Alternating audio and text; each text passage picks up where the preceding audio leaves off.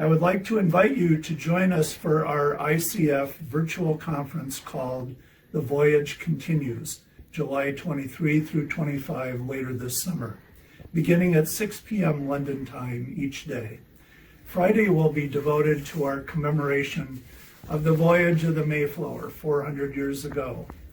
Saturday will be devoted to other Mayflower stories. How did Congregationalism come to the various parts of the world outside of Britain and the United States? Sunday will be devoted to COVID stories from our churches around the world and a collective worship service reaching all the way around the globe. I hope you will be able to join us. To register for this free conference, please go to www.theicf.org.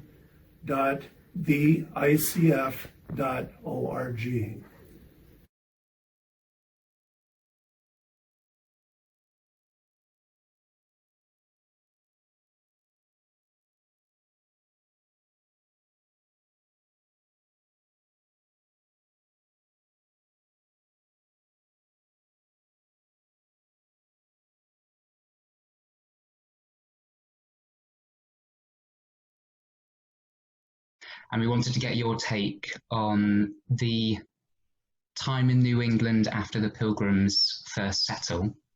So I was wondering if you could give us a sense of the trajectory and the chronology from the 17th century to the 19th century in little snippets, and how we get to Congregationalism in the 19th century from the Pilgrims. That might be too broad, I don't know. Yeah, and I'm not a colonial historian, so I would just say that the project here in the colonies in New England, it was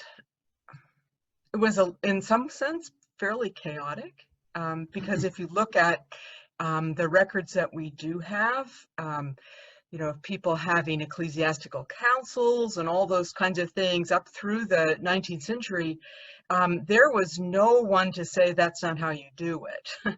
And if there was a problem in a local church and they called a council, to settle it with outside people, as per the manuals, or such as they were. Well, there were no manuals. If the council didn't decide what they wanted, they just call another council. So, in one sense, Congregationalism was the established religion in New England, but yet it was extremely local. So it's kind of hard to say exactly, what the practice was like, because, up until the 19th century, there were no manuals, there were no guidebooks. There was just, churches would consult with each other and say, what do you do?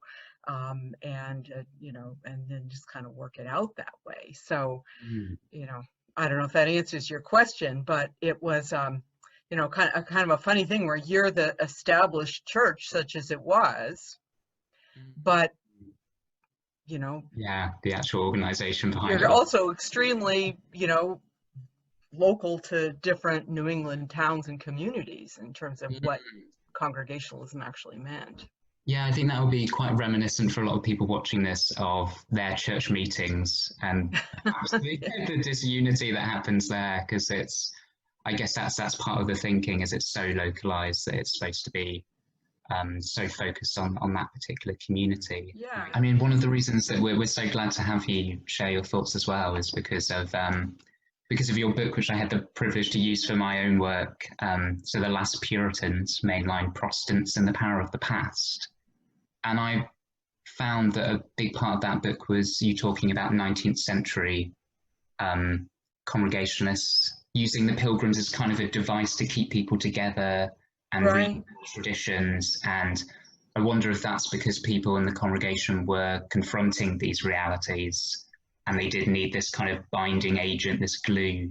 So I'm wondering if you could, expand on that a bit. That would be great. Yeah, that was my sense of things, that, Americans in general did not record or value their history well into the 19th century. And so, we have horrific stories of, just barrels of state documents being thrown into the Potomac because, oh, what do we need these for? You know, this was where history was going to start over, and, you know, why do we keep this stuff? And so, you know, the Pilgrims were no big deal.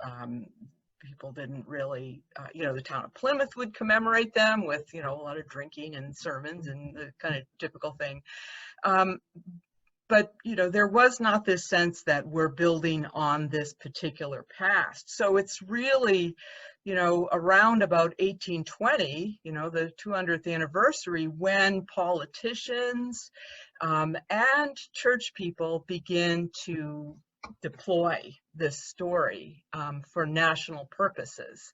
And, you know, Daniel Webster's famous sermon or speech, I guess you could say, in Plymouth in 1820, ties the Pilgrims to the pioneer myth, you know, that these are, you know, the first pioneers, and they saw, you know, metaphorically across the continent, and it's that same spirit that's empowering the pioneers, that's, you know, that empowered the Pilgrims, which is, you know, kind of doubtful. But so, you know, so there's a political reason for this. But for Congregationalists, you know, what could be better than tying yourself to that powerful national myth as you are kind of losing your established status in New England? You know, owning the story is a form of cultural privilege in the 19th century. You know, means that you are, you know, white. You know, there's kind of a racial component to this, that you are, there's a social class component to this, that you are not immigrant or brown, you know, or uneducated, but you're, you know, you are, you know, you are the keepers of this founding myth in American culture. But, you know, we spent a great deal of time thinking about this and preparing for this. And of course, we had events planned and all these other kind of wonderful things.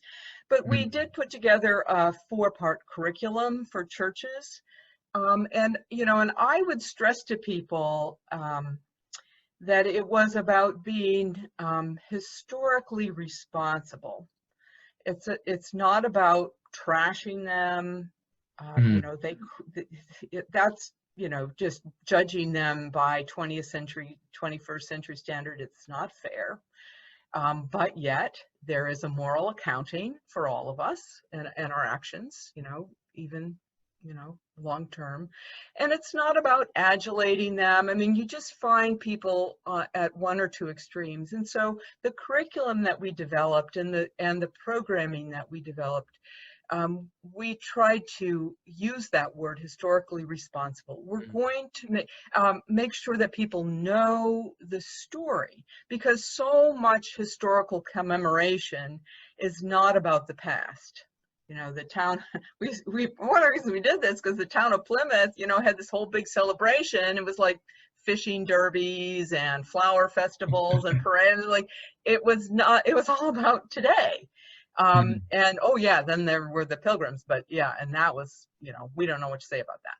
So, you know, we've had historians, you know, on the board and in our orbit who were, you know, careful to tell the story with the appropriate nuance and factual, you know, basis for it. And then you can see that just like today, the past was ambiguous and complex, and there's personal agency of people in some ways, and in other ways not. You know, we're all formed by our circumstances. So thank you so much. And yeah, good luck to your project.